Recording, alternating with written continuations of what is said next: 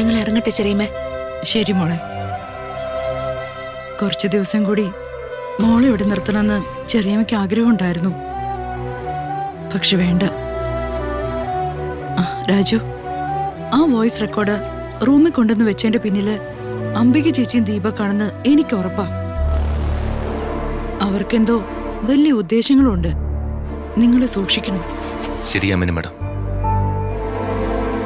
ചെറിയമ്മേ, അച്ഛൻ ഇലക്ഷന് ദീപകിനെ കൂടെ കൂട്ടിയിരിക്കുന്ന അതോർത്ത എന്റെ പേടി. അച്ഛനെതിരെ അവൻ എന്തെങ്കിലും ചെയ്യും. രാജു, ചേട്ടന്റെ കൂടെ ഉണ്ടായിരുന്നെങ്കിൽ ദീപകിന്റെ ഈ വളഞ്ഞ ബുദ്ധി ഒന്നും നടക്കില്ലായിരുന്നു. ദൈവം എന്തെങ്കിലും ഒരു വഴി കാണിച്ചു തരാതിരിക്കില്ല. ഇവിടുത്തെ കാര്യങ്ങളൊന്നും ഓർത്ത് ഋതുമോള് വിഷമിക്കണ്ട. ഇപ്പൊ പഴയതുപോലെ എന്നല്ല, പുതിയ ജീവിതത്തിലേക്കാ നിങ്ങൾ രണ്ടുപേരും കടന്നിരിക്കുന്നത്. മുന്നോട്ടുള്ള ജീവിതത്തെക്കുറിച്ച് മാത്രം ഇപ്പൊ ചിന്തിച്ചാ മതി. ഋതുമോളുടെ ജീവിതം ഇപ്പൊ രാജുവിന്റെ കയ്യിലാണെന്നുള്ളതാ എന്റെ ആശ്വാസം.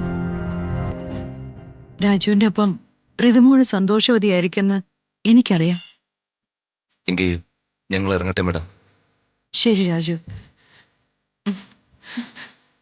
ചെറിയമ്മേ, സമയം കിട്ടുമ്പോ അപ്പനെയും കൂട്ടി അവിടേക്ക് ഇറങ്ങണം. ശരി മോളെ. പോയിട്ട് വരാം. സൂക്ഷിച്ചു പോണേ.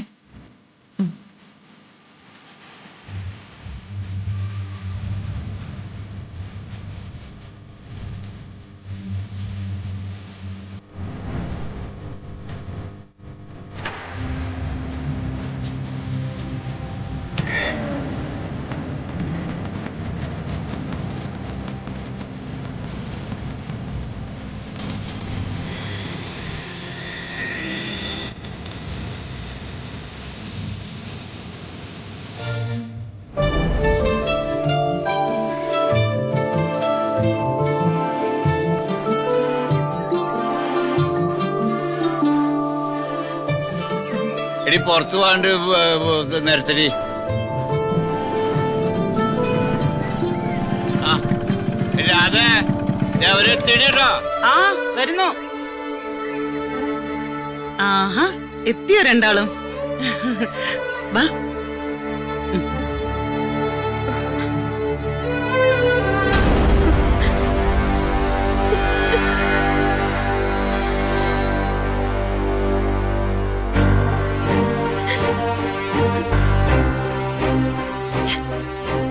ചേച്ചി, എന്താ ഇത്? എന്തിനാ ചേച്ചി കരയുന്നെ? കൃതിക മേഡം എന്നോട് ക്ഷമിക്കണം. പ്രായത്തിൽ ഇളയതാണെന്നോ എന്റെ അനിയനെ വിശ്വസിച്ചിറങ്ങിയ കുട്ടിയാണെന്നോ ഒന്നും ഓർക്കാതെ ഒരുപാട് ഞാൻ വിഷമിപ്പിച്ചു.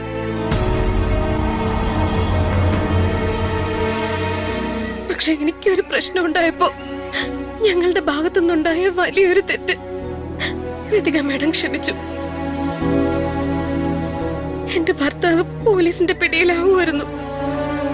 അവിടെ മേഡം ഞങ്ങളെ രക്ഷപ്പെടുത്തി. നന്ദി വാക്കുകളിലൊന്നും തീരില്ലെന്ന് എനിക്കറിയാം. ഈ ജീവിതകാലം മുഴുവൻ ഞാൻ കൃതിക മേഡത്തോട് കടപ്പെട്ടവളായിരിക്കും. എന്താ ചേച്ചി ഇത്? ചേച്ചി ഇപ്പോഴും എന്നെ അനിയത്തിയായിട്ടല്ല കാണുന്നത്. അതല്ലേ എന്നെ ഇപ്പോഴും ഋതിക മേഡം എന്ന് വിളിക്കുന്നത്.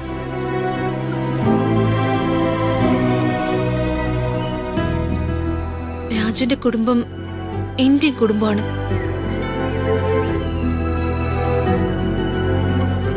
രാജുവിന്റെ ചേച്ചി എന്റെ ചേച്ചിയാ. ഞാൻ ചേച്ചിയുടെ അനിയത്തി.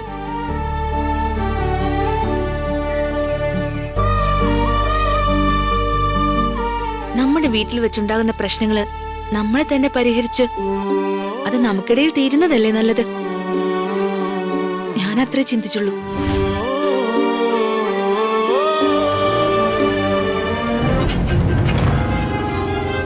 ചേച്ചി വാ.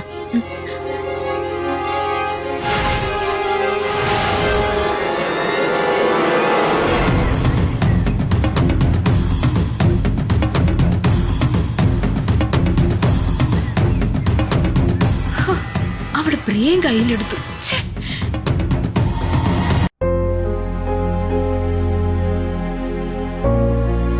Ritika madam, thanks. കൊള്ളാം, രാജു തുടങ്ങിയല്ലേ? പിന്നെ ഞാൻ എന്താ മാഡത്തോട് പറയേണ്ടത്? മനസ്സില് മറ്റൊരു ഉദ്ദേശത്തോടു കൂടിയല്ല, സ്നേഹത്തോടെ മാത്രമാണ് അളിയനോട് മാഡം ക്ഷമിച്ചെന്ന് എനിക്കറിയാം. ചേച്ചിക്കും ഒരുപാട് സന്തോഷായി. മാഡം നോക്കിക്കോ, ഇനി ചേച്ചി മാഡത്തിന്റെ സൈഡായിരിക്കും. ആണോ? എന്നിട്ടെന്താ, ചേച്ചി മാഡത്തിന് സപ്പോർട്ടായിരിക്കും. ചേച്ചി അപ്പൊ എന്നെ നാത്തൂനായിട്ട് അംഗീകരിച്ചു കഴിഞ്ഞു അല്ലേ രാജു? ദൈവമേ, ഞാൻ പറഞ്ഞതിന് അങ്ങനൊരു അർത്ഥം ഇല്ല. പക്ഷെ അതല്ലേ സത്യം. അതെ, അത് ശരിയാണല്ലോ. രാധമ്മയും അങ്കിളും പ്രിയ ചേച്ചിയും എനിക്ക് സപ്പോർട്ടായ സ്ഥിതിക്ക് ഇനിയും ശ്രീ കൂടി എന്റെ സൈഡായ പിന്നെ ആരെന്ത് പറഞ്ഞാലും ഞാനാ ഈ വീട്ടിലെ മരുമകള്. ഋതിക മാഡം ചതിക്കല്ലേ. എന്റെ മാനസിക ബുദ്ധിമുട്ട് ഋതിക മാഡത്തിന് അറിയാലോ. വർമ്മ സാറിന് എന്നോടുള്ള വെറുപ്പ് മാറുന്ന നിമിഷേ എന്റെ ശ്വാസം നേരെ വീഴു. ഇലക്ഷൻ വരുക. ഇത്തവണത്തെ ഇലക്ഷൻ വർക്കിന്റെ നേതൃത്വമാണെങ്കിൽ ആ ദീപകിന്. ആലോചിച്ചിട്ടാണെങ്കിൽ എനിക്കൊരു സമാധാനവുമില്ല. എത്രയും പെട്ടെന്ന് ഈ കല്യാണ കഥ നമുക്ക് അവസാനിപ്പിക്കണം.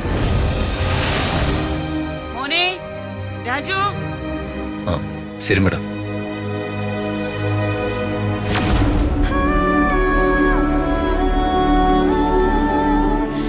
അച്ഛനെ കുറിച്ച് ഓർത്ത് എനിക്ക് വിഷമമുണ്ട് രാജു. പക്ഷെ എന്റെ പ്രണയം മനസ്സിലാക്കിയിട്ടും നീ ഇങ്ങനെ എന്നോട് അകലം കാണിക്കുന്നതാണ് എനിക്കതിലും വിഷമം. നിന്റെ ഭാര്യയായി നീ എന്നെ അംഗീകരിച്ച്, എന്റെ ഭർത്താവായി നിന്നെ അച്ഛൻ അംഗീകരിച്ച് സന്തോഷത്തോടെ നിങ്ങൾ എല്ലാവരുടെയും കൂടെയുള്ളൊരു ജീവിതം ഞാൻ ആഗ്രഹിക്കുന്നത്. വാ ഇങ്ങോട്ട്. വീട് രമ്യേ, എന്താ എന്താ നിനക്ക് വേണ്ടേ? നീ എന്തിനാ എന്നെ പിടിച്ചു വലിച്ച് ഇങ്ങോട്ട് കൊണ്ടുവന്നേ? എന്താ പ്രിയച്ചിയുടെ പെരുമാറ്റത്തില് ആകെ ഒരു മാറ്റം? എന്ത് മാറ്റം? അവളോട് നന്ദി പറഞ്ഞ് ചക്കരയിൽ ഈച്ച ഒട്ടുന്ന പോലെ കേറി അങ്ങ് ഒട്ടുന്ന കണ്ടല്ലോ. എന്താ പ്രിയച്ചിയുടെ ഉദ്ദേശം? അവളുടെ അഭിനയത്തിലും ആയാലും പ്രിയച്ചി വീഴൊന്നും ഞാൻ കരുതിയില്ല. രമ്യക്ക് എന്നോടൊന്നും തോന്നരുത്. എന്റെ ഭർത്താവിനോടും എന്നോടും ക്ഷമിക്കാൻ വിശാലത കാണിച്ച ഋതികയുടെ മനസ്സ് എനിക്ക് കണ്ടില്ലെന്ന് നടിക്കാൻ പറ്റില്ല. അത് ശരി. ആയിഷു വയ്യാതെ ആശുപത്രി കിടന്നപ്പോഴും പ്രിയ ചേച്ചിക്ക് പല പല ആവശ്യങ്ങൾ വന്നപ്പോഴേ എന്തിന് ശ്രീയുമായുള്ള ഹരീഷിന്റെ വിവാഹം മുടങ്ങി എന്റെ അമ്മ നിങ്ങളെ വീട്ടിൽ നിന്ന് ഇറക്കി വിടാൻ തുടങ്ങിയപ്പോഴേ ഋതികയല്ല ഈ രമ്യ നിങ്ങളെ സഹായിച്ചേ.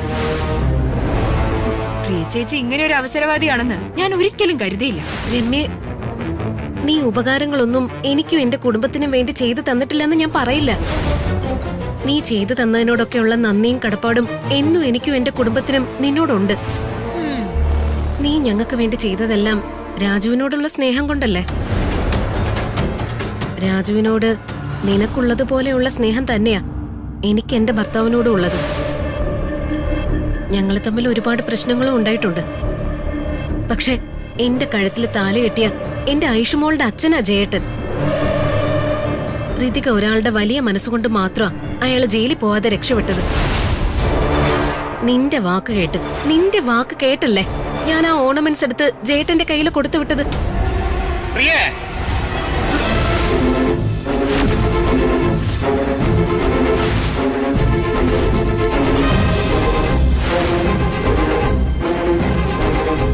സത്യനോട് നീ പറഞ്ഞത്?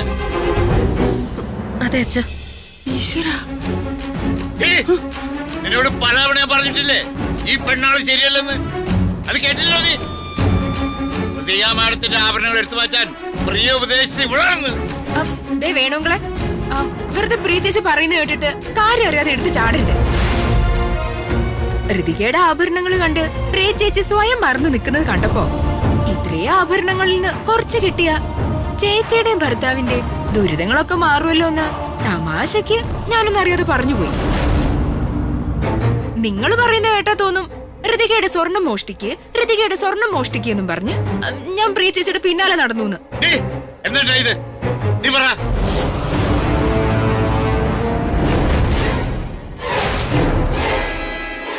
രമ്യ പറഞ്ഞത് ശരിയാച്ച.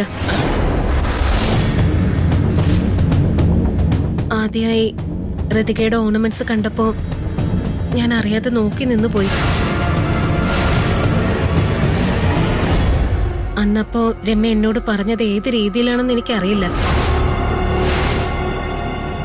പക്ഷെ ആ വാക്കുകൾ എന്റെ മനസ്സിൽ പതിഞ്ഞു. തെറ്റെന്റെ ഭാഗത്ത് വച്ച. ആ കേട്ടല്ലോ, സമാധാനായല്ലോ. ഇന്നത്തെ കാലത്തെ ആരോടും ഒരു തമാശ പോലും പറയരുത്. ഞാൻ പോന്നു. പ്രിയേ, എന്നാലും നീ ഇങ്ങനെ ചെയ്യുമെന്ന് ഞാൻ ഒരിക്കലും വിചാരിച്ചില്ല. ഡി, നല്ലത് മാത്രം പറഞ്ഞു തന്നല്ലേ ഞങ്ങള് രണ്ടാളും നിങ്ങൾ 3 പേരെ വളർത്തിയത്. നിനക്ക് എങ്ങനെ തോന്നി പ്രിയേ ഇങ്ങനെ കൈവിട്ട് കാര്യം ചെയ്യാൻ? നിനക്ക് എങ്ങനെ ധൈര്യം വന്നു? രാധമേ, വേണമെങ്കിൽ നിങ്ങൾക്ക് എന്നോട് കുറച്ചെങ്കിലും സ്നേഹമുണ്ടെങ്കിൽ നിങ്ങൾ ഞാൻ പറയുന്നതൊന്ന് കേൾക്കണം. ആ നടന്ന സംഭവത്തെക്കുറിച്ച് ഇനി ഇവിടെ ഒരു സംസാരം ഉണ്ടാവാൻ പാടില്ല. നമുക്കിത് ഇവിടെ വെച്ച് നിർത്താം. സാഹചര്യങ്ങളുടെ സമ്മർദ്ദം കൊണ്ട് പ്രിയ ചേച്ചിക്ക് അപ്പ പറ്റിയൊരു അബദ്ധം, അത് ഞാൻ ക്ഷമിച്ചു. അതുപോലെ നിങ്ങളും അത് ക്ഷമിക്കണം. ഇതെന്റെ കുടുംബമാണെന്നാണ് ഞാനിപ്പോ വിശ്വസിക്കുന്നത്. ഈ കുടുംബത്തിലെ ഒരംഗമായിട്ട് നിങ്ങൾ എന്നെ അംഗീകരിക്കുന്നുണ്ടെങ്കിൽ ഞാൻ പറഞ്ഞത് നിങ്ങൾ അനുസരിക്കണം. പാടി.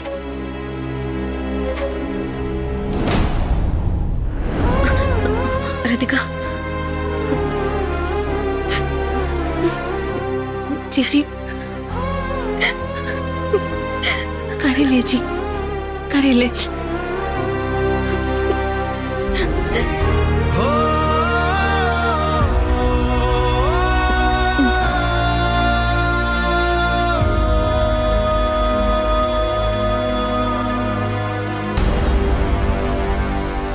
രമ്യ, രമ്യയോട് നിന്നെ.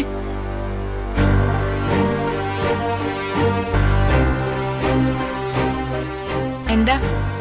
രമ്യ വല്ലാതെ ബുദ്ധിമുട്ടുന്നുണ്ടല്ലേ? എനിക്കെന്ത് ബുദ്ധിമുട്ട്? എനിക്കും അതാ മനസ്സിലാവാത്തത്. രമ്യക്കെന്തിനാ ഈ ആവശ്യമില്ലാത്ത ബുദ്ധിമുട്ടൊക്കെ? എന്തിനാ പാവം പ്രിയചേച്ചിയുടെ മനസ്സിൽ വേണ്ടത്ത ചിന്ത വിതച്ച് പ്രിയചേച്ചിയെ കൊണ്ടെന്നെ ആഭരണങ്ങൾ മോഷ്ടിപ്പിച്ചത്? ഋതികയുടെ പറച്ചിൽ കേട്ടാ തോന്നുമല്ലോ ഞാൻ പ്രിയ ചേച്ചിയുടെ കൈയെ പിടിച്ച് ഋതികയുടെ ഓർണമെന്റ്സ് മോഷ്ടിപ്പിച്ചതാണെന്ന്. അങ്ങനെ ചെയ്യേണ്ട കാര്യമില്ല രമ്യ. തെറ്റ് ചെയ്യുന്നത് പോലെ തന്നെ കുറ്റകരമാണ് തെറ്റ് ചെയ്യാൻ പ്രേരിപ്പിക്കുന്നത്. പക്ഷേ ഇത്തവണ ഞാൻ ക്ഷമിച്ചു കേട്ടോ. രമ്യ ഇങ്ങനെ ചെയ്തത് കൊണ്ടാണല്ലോ പ്രിയ ചേച്ചിക്ക് എന്നോടുള്ള പിണക്കം മാറിയത്. രമ്യ അതൊക്കെ ചെയ്യുന്നത് രാജുവിനെയും എന്നെയും തമ്മിൽ അകറ്റാനാണെന്ന് എനിക്കറിയാം. വേണ്ട, എന്നെ രാജുവിനെ തമ്മിൽ അകറ്റാൻ ഇനി രമ്യ ശ്രമിക്കരുത്. രാജുവിന്റെ മനസ്സിൽ രമ്യയില്ല. പിന്നെ രാജുവിന്റെ മനസ്സിലാരാ? നീയാണോ? രാജുവിന്റെ മനസ്സില് ഞാനുമില്ല, നീയുമില്ല. അതല്ലേ സത്യം? അപ്പൊ രാജുവിനെ സ്വന്തമാക്കാൻ ഞാൻ ശ്രമിക്കുന്നതിൽ എന്താ ഋതിക തെറ്റ്? നിന്നെ രാജുവിന്റെ ജീവിതത്തിൽ നിന്നും ഈ വീട്ടിൽ നിന്നും പുറത്താക്കാനും ഏതറ്റം വരെ പോകാനും ഞാൻ തയ്യാറാണ്. രാജുവിന്റെ ഭാര്യയായി അധികകാലം ഇവിടെ ഉണ്ടാവുമെന്ന് വെറുതെ നീ മനക്കോട്ട കെട്ടണ്ട. രാജുവിന്റെ ഭാര്യയാകാനുള്ള യോഗം എനിക്കായിരുന്നു രമ്യ. ഞാനതായി കഴിഞ്ഞു. നീ എന്താ അത് മനസ്സിലാക്കാത്തത്? ഒരുപാട് നീ രാജുവിന്റെ പിന്നാലെ നടന്നു. രാജുവിനെ വിവാഹം കഴിക്കാൻ ആഗ്രഹിച്ചു. വിവാഹം നടത്താൻ തീരുമാനിക്കുക വരെ ചെയ്തു. എന്നിട്ട് എന്തായി? നിയോഗം എന്ന് പറയുന്നതൊന്നുണ്ട് രമ്യ. ഈ ജന്മമല്ല, ഇനി എത്ര ജന്മം ഉണ്ടെങ്കിലും രാജുവിന്റെ ഭാര്യ ഞാനായിരിക്കും. നീ എന്നല്ല, ഈ ലോകത്ത് ആര് ഞങ്ങളെ തമ്മിൽ വേർപെടുത്താൻ ശ്രമിച്ചാലും അത് നടക്കില്ല രമ്യ. അത് നീ മനസ്സിലാക്കുമ്പോഴേക്കും ചിലപ്പോഴേ നിന്റെ ജീവിതം തന്നെ പാഴായി പോയേക്കും. ആവശ്യമില്ലാത്ത ചിന്തകളൊക്കെ മാറ്റിവെച്ച് സമാധാനത്തോടെ ജീവിക്കാൻ നോക്ക്.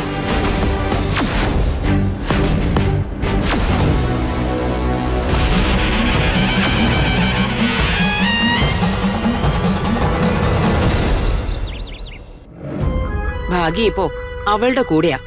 അതാ നമുക്കിങ്ങനെ തിരിച്ചടികൾ കിട്ടിക്കൊണ്ടിരിക്കുന്നത്. ഒരു തവണ, ഒരൊറ്റ തവണ അവളുടെ മുട്ടുമടക്കാൻ പറ്റിയാ പിന്നെ അങ്ങോട്ട് അവൾക്ക് തുടരെ തുടരെ വീഴ്ചയായിരിക്കും. നമ്മുടെ പ്ലാൻ ഇങ്ങനെ തിരിയുമെന്ന് ഞാൻ സ്വപ്നത്തിൽ പോലും കരുതിയില്ല അമ്മേ.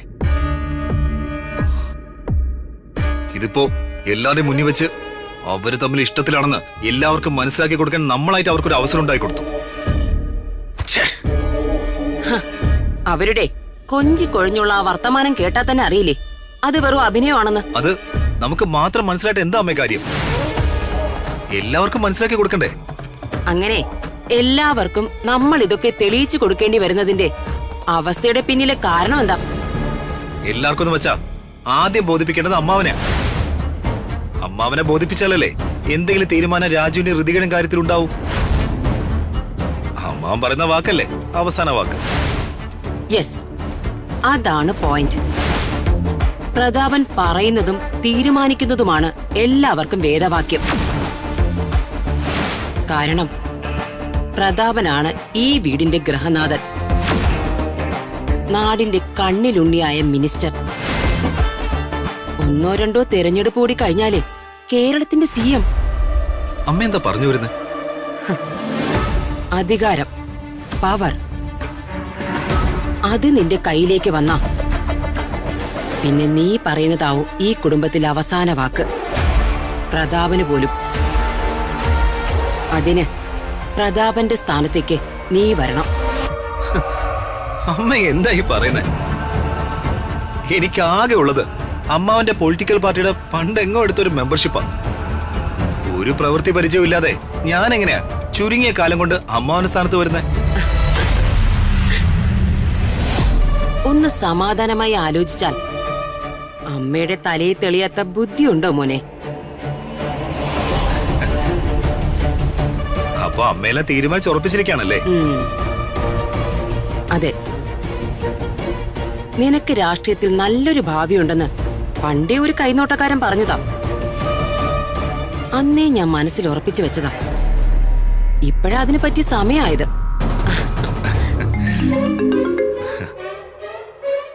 രമ്യ. ഹലോ രമ്യേ. അംബിക മാഡം, ഞാൻ എന്താ ചെയ്യണ്ടേ? ഇവിടെ എല്ലാം കൈവിട്ട് പോയിക്കൊണ്ടിരിക്കുക. ഋതികയുടെ ഒപ്പം നിൽക്കാനേ ഇപ്പൊ ഒരാളുകൂടിയുണ്ട്, പ്രിയ ചേച്ചി. അവൾ ഒരാളെയോ 50 പേരെയോ കൂടെ ചേർക്കട്ടെ, പക്ഷേ അവർക്കെതിരെ നിൽക്കുന്നതേ അംബികയാ. അംബിക. മാഡം, അത് മാത്രമല്ല, എന്റെ മുഖത്ത് നോക്കി അവള് പറഞ്ഞു അവള് രാജുവിന്റെ ഭാര്യയായി എന്നും രാജുവിന്റെ വീട്ടില് രാജുവിന്റെ കൂടെ ഉണ്ടാവുമെന്ന്. എനിക്ക് അവളെ എത്രയും പെട്ടെന്ന് അവിടുന്ന് കെട്ടിക്കണം. എന്തെങ്കിലും ഉടനെ ചെയ്യണം മാഡം. രമ്യ, ഞാൻ നിന്നോട് അങ്ങോട്ട് വിളിച്ച് ഇതേ കാര്യം പറയണമെന്ന് ആലോചിച്ചതാ. നിന്റെ പ്രശ്നങ്ങളും എന്റെ പ്രശ്നങ്ങളും എല്ലാം ഉടനെ സോൾവ് ആവാൻ എന്റെ കയ്യിലൊരു പ്ലാനുണ്ട്. എന്താ പ്ലാൻ? വേഗം പറയ്. പ്രതാപനെ നാളെ നിങ്ങളുടെ കോളനിയുടെ അടുത്തുള്ള ജംഗ്ഷനിൽ അവന്റെ പാർട്ടിയിലെ പ്രായം ചെന്നൊരു പ്രവർത്തകനെ സന്ദർശിക്കാൻ വരുന്നുണ്ട്. അയാൾക്കും അയാളുടെ കുടുംബത്തിനും എന്തോ സഹായം നൽകാനാ. അവിടെ വെച്ച് ഋതിക കാരണം പ്രതാപന് അപമാനം ഉണ്ടാവണം. അല്ല, ഋതിക കാരണം വർമ്മ സാറിന് അപമാനം ഉണ്ടായ നമ്മുടെ പ്രശ്നങ്ങൾ എങ്ങനെ തീരുമെന്നാ അംബികമ്മയുടെ ഉദ്ദേശിക്കുന്നേ? നീയേ ഞാൻ പറയുന്നതൊന്ന് കേൾക്ക്.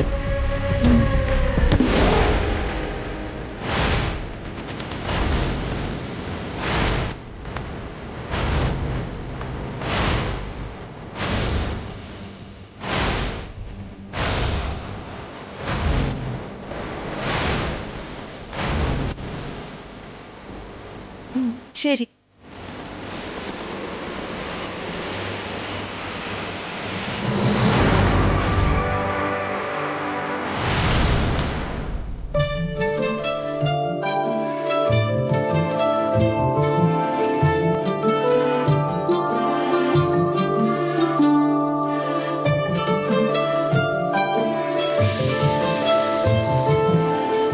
ചേട്ടാ, ഒരു വിനാഗിരി കൂടെ വെക്കണേ. ഓ ശരി.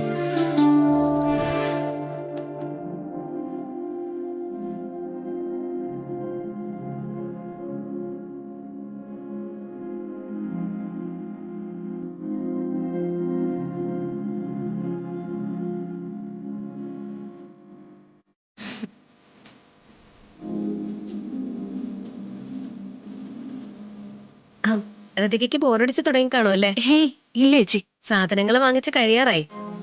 തിരിച്ചു പോകുന്ന വഴിക്ക് നമുക്കൊരു ഐസ്ക്രീം കഴിക്കാട്ടോ. ശരി ചേച്ചി.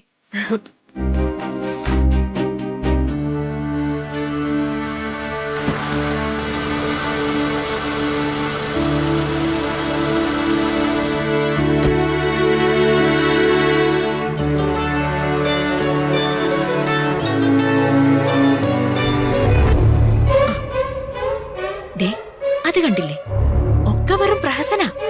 ആൾക്കാരെ കയ്യിലെടുക്കാൻ എന്തൊരു അഭിനയോ.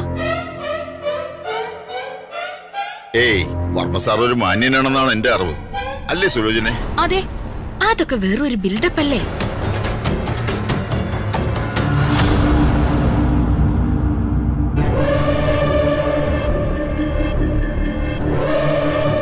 അങ്ങനെയാണെങ്കിൽ അത് ചോദിച്ചിട്ടേ ഉള്ളൂ. വാ.